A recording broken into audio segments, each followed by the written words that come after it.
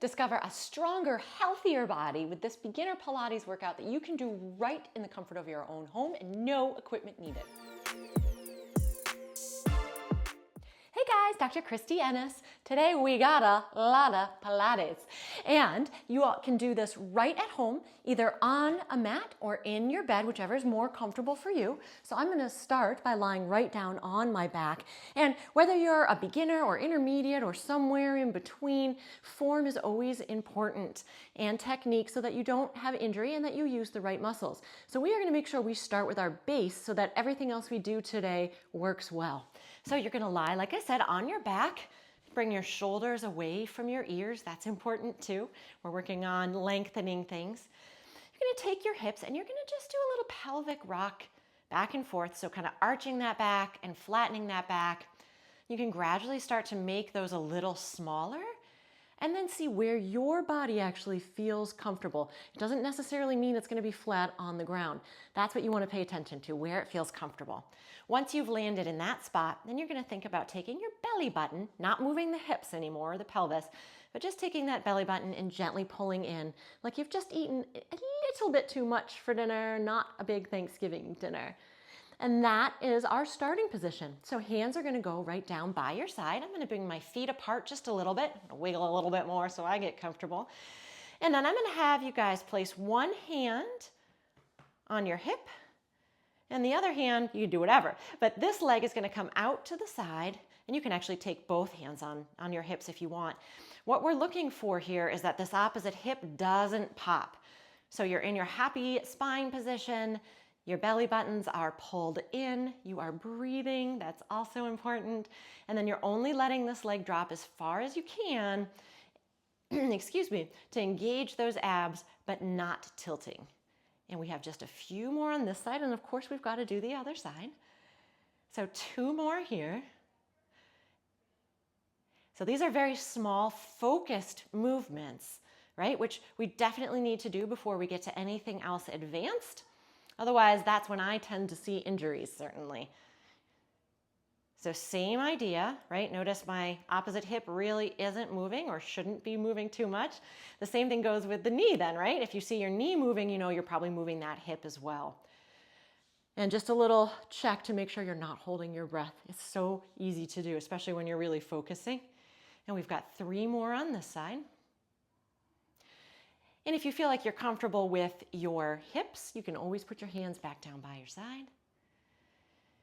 And from here, again, if you need to readjust a little, you can, but we're taking alternating knees and lifting right up. So again, notice I'm not lifting too high and it is nice and slow and controlled so that those deep abdominal muscles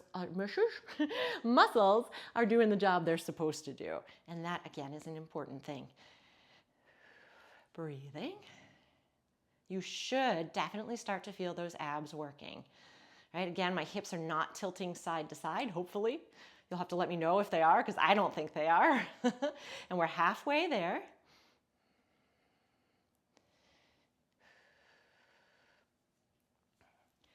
You do not have to point your toes unless that feels more comfortable for you. And watch too that your shoulders don't creep up to your ears, which I think mine were just a little bit there. And we have 4 more total. And 2 more, 1 more on each leg here. Okay, little bit harder is now taking this knee in a little bit higher and then straightening it back out and without arching that spine. So it's pull in, straighten out. Opposite leg still is not moving, hopefully. And again, point your toes, don't point your toes. Whatever feels good to you is fine with me. Try not to use your neck too. That's another common one I see here. If at any time any of this just doesn't feel good and it feels like it's getting to be too much, you just come back to focusing in on those deep abdominals and breathing a little bit and just let your body chill out for a minute. Other side, same idea, knee in and leg out. Again, really working on keeping this middle nice and steady and straight, and only that leg is moving. So there's 4. 5, 6. I find sometimes that when I do point my toes through these exercises, I get some cramping. So that's why I'm not really pointing my toes. And we've got 1 more of these. All right, a little bit harder still, straightening that leg out all the way, and now I'm lifting and then again lowering. Now for me, I have to stop before I get all the way back down to the mat, or I do tend to arch a little bit. So you listen to your body and do what feels right, of course. That's 5, so we're halfway on this leg. And pay attention too, you may notice that one side feels very different than the other. And that's often because we do things to one side more than another. Last one, I'm gonna bend, put it back down. And even as I'm switching sides, right, I'm being mindful of keeping everything nice and steady. So here's 1. 2. Pilates is actually one of my favorite forms of exercise, and I do it a fair amount. These are the exercises that I did after I had a diastasis recti, which is where you separate the abdominal muscles. Darn kids and being pregnant. But this helped me put things back together, so to speak. And we've got 1 more. Good. I'm going to go back to the other leg. It's going to come up. Same idea as when we were down on the ground. We're going to come out to the side. But again, because that leg is up and straight, it's a little bit harder. So you may find that you can't go out to the side as much as you did with that first exercise there. You can always bend the knee too if that's more comfortable or feels better on your body. Sometimes that feels better on the hip flexors a little bit. So there's no right or wrong as long as you're not tilting the hips. We've got 4 more on this side.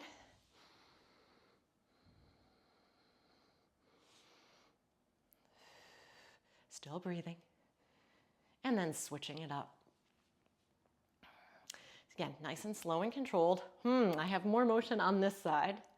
See if you can figure out what that means. I know what it actually means at this point, but believe it or not, I'm just going to answer it anyways. My abdominal muscles are stronger on one side than the other. And from having lots of surgery on this side, it doesn't work quite the same as the other one either. So we all have issues, right? All right, putting that foot back down, both feet on the ground, hands are going to come behind the head as long as that's comfortable for you. If not, you can cross right over the chest. Elbows stay open. You're going to take a nice breath in, of course, keeping this position here. And then I'm still looking up towards the ceiling, maybe a touch forward to keep my neck from working. And then it's just that small lift up. Especially if you're focusing on keeping that belly button pulled in, you will feel, right, like a rock, feel those muscles engaging and working. And you can decide where it feels best to breathe. I suggested breathing out in the working part because that tends to feel better for me, certainly.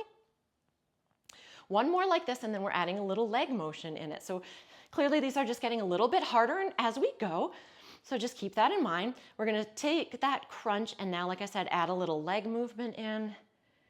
And we're just going to get 10 total. So everything that I said in the beginning, really keep in mind, right? Try to let those hips stay nice and level. And then when we've added all this stuff in, try not to pull and use anything else there. We have 4 more like this. 1, 2, 3, and last one is 4. Okay, I am going to keep this leg on the ground. This elbow and this knee are going to meet one another. So same type of position, but now I'm adding a little rotation. And notice as I'm rotating that I'm not yanking my elbow.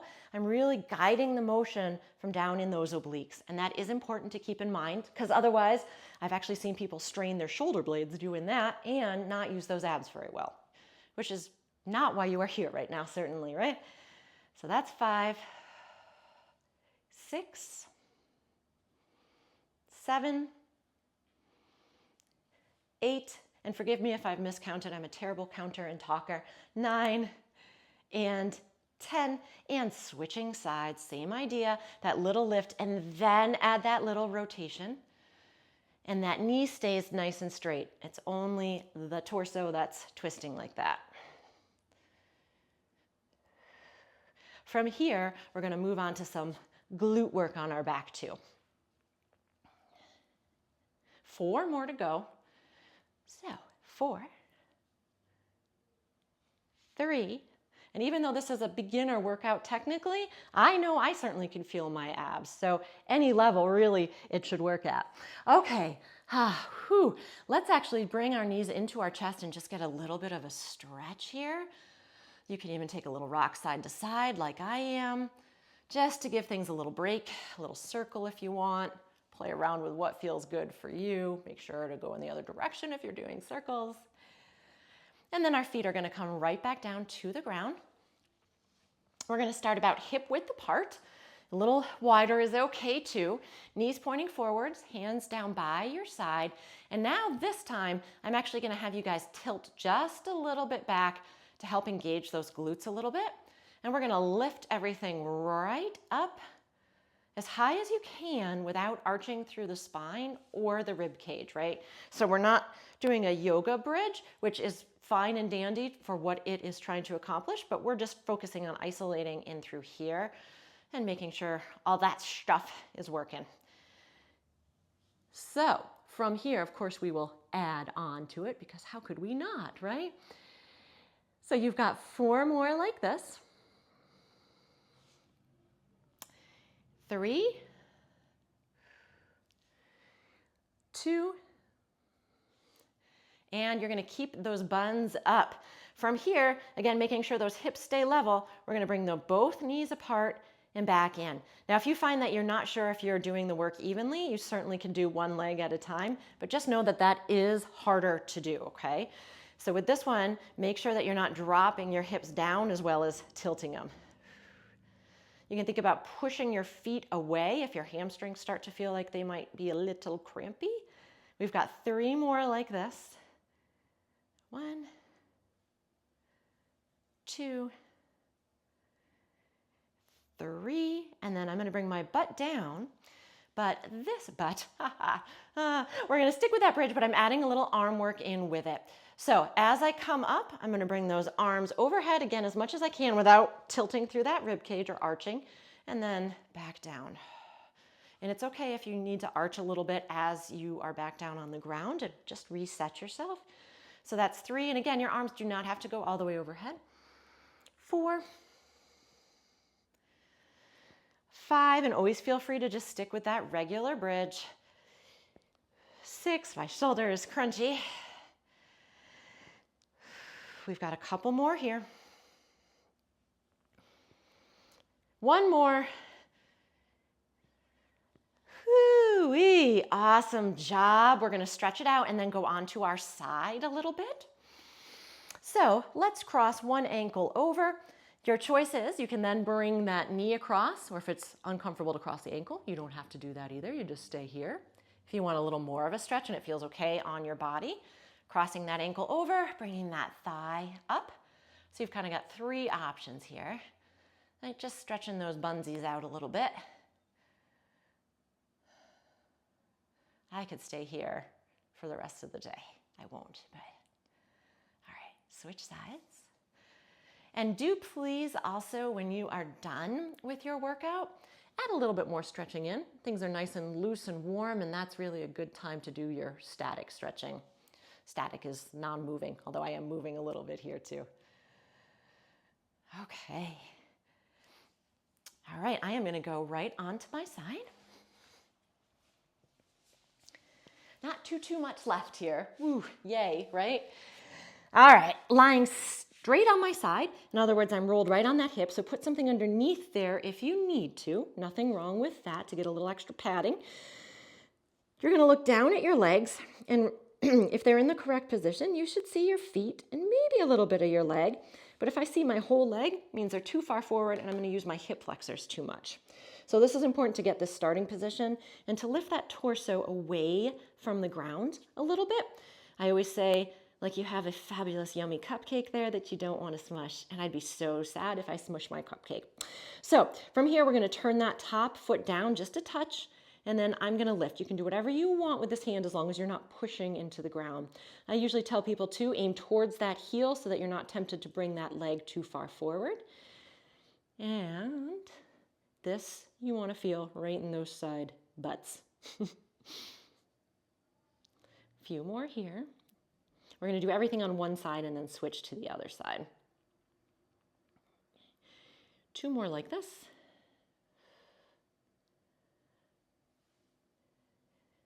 And I'm going to add, you're just going to hold here.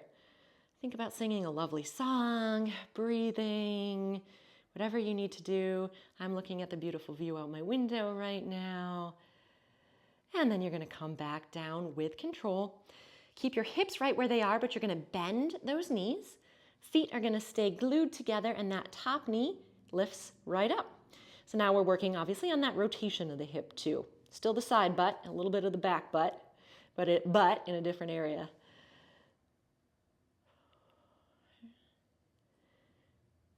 So we're halfway on this side. 3 more. 9, and that is 1 more, and then we're going to switch sides. And we're going to make sure our position is right first. Step 1. Also be careful about how you get up and move too. No injuries while moving into an exercise. Okay, from here, same thing. See your teeth, tootsies. Whew, can't speak anymore. Clearly muscles working hard. Turning that top foot down, and then I'm going to lift it on up for 1, 2, 3. And when you feel like you are ready to advance this a little bit, I am going to link some other Pilates videos for you so that you have something to follow this up with. Because things certainly can get boring if you just do the same thing all the time. I get that. You've got 1 more, and remember, we're holding it. Breathing. I think I'm smushing my cupcake. Oh no, I better lift up a little bit there. Right, still engaging in through those abs a touch too. Almost there. Don't hold your breath even though you're holding your leg. Bring that leg down. Keep those hips where they are. Bend those knees. Feet together. Top knee lifts open. And again, pay attention. One side might be very different than the other. That could be strength or that could be range of motion. Either one. And we're going to end after this with another stretch, and then you will have done it. Yay! 3 more.